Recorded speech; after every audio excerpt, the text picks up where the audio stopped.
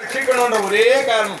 இவ்வளவு ஜீவன்கள் இங்க பிறக்க போறா, எல்லா மாவட்டத்திலும் இருக்கா, அவளெல்லாம் ரட்சிக்கிறதுக்கு ஒரு ஆச்சாரியன் வேணும். நான் வர முடியாது, நம்மாழ்வார் வர முடியாது, அதனால நானே நம்மாழ்வாரே நமக்கு இங்க ஆச்சாரியனாக வந்திருக்கிறார் என்று சொன்னால் அது மிக ஆகாது.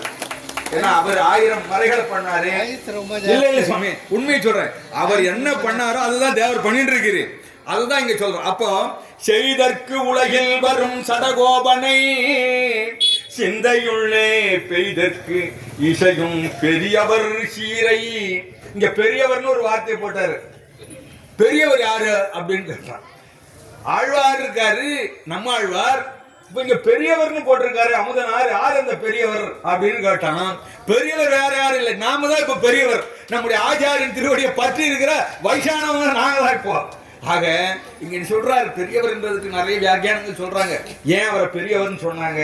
ஒரு முறை நம்ம வேலுக்குடி சுவாமி அவருடைய திருத்தகப்பனாருக்கு ஒரு உபன்யாச தலைப்பு கொடுத்தாங்க. என்னன்னு? யாரு? வேலுக்குடி சுவாமியுடைய திருத்தகப்பனார். அவருக்கு தலைப்பு கொடுக்குறாங்க. என்னன்னா, மூதறிஞரும் பெரியாரும் நீங்க பேசணும் தலைப்பு. மூதறிஞர் பெரியார், மூதறிஞர் அண்ணா பெரியார், இப்படியே தலைப்பு கொடுத்தாங்க அவர்கிட்ட பேச சொல்லி. ரொம்ப அற்புதமா பேசினாராம். அவர் என்ன பேசினாராம்? மூதறிஞர்னா ஒரே அறிஞர் தான், அவர் நம்மாழ்வார் தான். எங்களுக்கெல்லாம் மூதறிஞர் நம்மாழ்வார் தான். அவர் கீழே தான் மற்ற ஆழ்வார்கள்லாம்.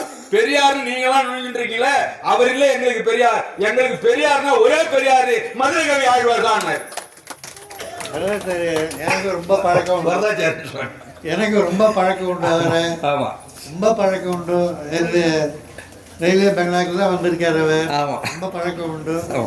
சின்ன வயசுலயே போயிட்டார். 70 வயசுலயே போயிட்டார். 69 வயசு அந்த ஸ்ரீரங்கத்துல வந்து போயிட்டார். அப்படி பெய்தற்கு இசையும் பெரியவர் சீரை உரைக்கெல்லாம் உயிருக்கு உதவும் ராமானுஜன் முருகலை அந்த இடத்துல ரொம்ப அற்புதமா பேசுவார் அமுதனார்.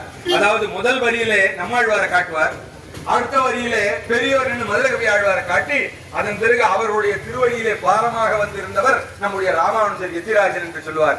நமக்கெல்லாம் எய்தற்கு அரிய மறைகளை நாம் எல்லோரும் உணர்ந்தும்படியாக இன்னைக்கு நாம் எல்லாம் ஓரளவுக்கு ஐயன் போன்றவர்களாம் இங்க சுவாமி முன்னாடி நின்று பேசுறதுக்கு அருகதை இல்லாதவர்களாக இருந்தவர்கள். ஆனால் இன்றைக்கு இப்படி ஓரளவுக்காவது சுவாமியுடைய திருமுன்னாலே நிற்கும்படியான பாக்கியம் கிடைத்தது ஆச்சாரனுடைய அனுகிரகம் என்று சொன்னால் அது ஒருபோதும் மிகையாக.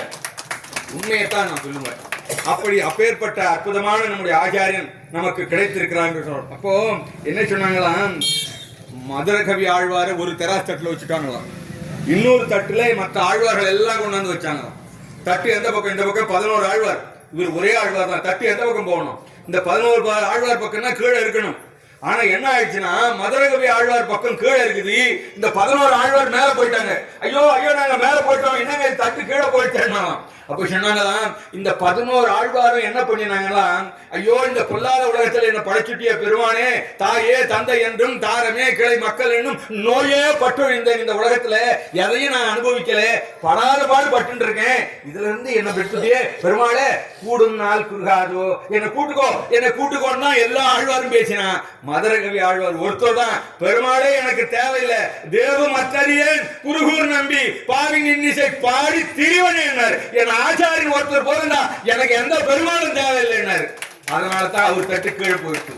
ஏன்னா மற்றவங்க எல்லாம் பெருமாள் போனாங்க, இவர் ஒருத்தர் தான் எனக்கு ஆச்சாரியன் தான் எல்லாம். பெருமாளா இருக்கட்டும், அன்னையாய் அத்தனாய் என்னை ஆண்டிடும் தன்மையாய் அத்தனையும் என் ஆச்சாரியன் என்றிருந்தார். அதனாலே அவர் உயர்ந்து நின்ற